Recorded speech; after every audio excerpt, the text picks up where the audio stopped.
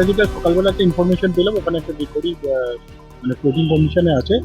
আমরা basis of that information আমাদের team ওখানে গেছিল, গিয়ে বডিটাকে ওখান থেকে রিকভার করা এবং আমরা ওকে হসপিটালে নিয়ে আসি। এরপরে আমাদের যা প্রসেস আছে পোস্টমর্টম এবং আদার্স এসবি সেগুলোকে ফলো করা হবে। এটাই হচ্ছে কথা।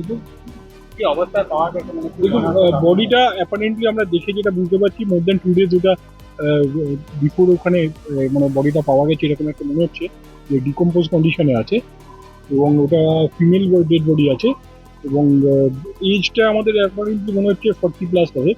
বাকি আমরা তদন্ত করছি, যেহেতু এই যেটা যেখানে পাওয়া গেছে ওটা ক্যানেলটা আরও অনেকগুলো ক্যানেলের সাথে যুক্ত আছে, যে ক্যানেলগুলো অন্য ডিস্ট্রিক্ট বা পাশের আমাদের যে পুলিশ ডিস্ট্রিক্ট আছে তাদের সাথেও কানেক্টেড আছে। আমরা বিভিন্ন জায়গায় যে থানাগুলো আছে আমাদের আশেপাশে সেগুলোতে খবর পাঠাবো, এবং আমাদের যে এসওপি আছে কোনো ডেড বডি পাওয়া গেলে সেটার ব্যাপারে সেগুলোকে ফলো করে ইমিডিয়েটলি বডিটা আইডেন্টিফাই করার চেষ্টা করবো। ফার্দার আমরা পোস্টমর্টমের জন্য পাঠাচ্ছি, পরের ডেটটা তখন অ্যাসেপ্ট করা যাবে।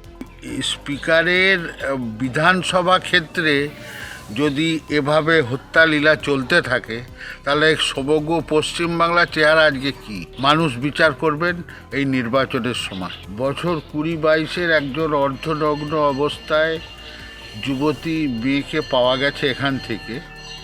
তো বারুইপুর বিধানসভার তো এখানকার স্পিকারের বিধানসভা, এখানে নিরাপত্তা ব্যবস্থা যদি এই হয়, সাধারণ মানুষের নিরাপত্তা আজকে কোথায় গিয়ে পৌঁছেছে পশ্চিমবাংলায়।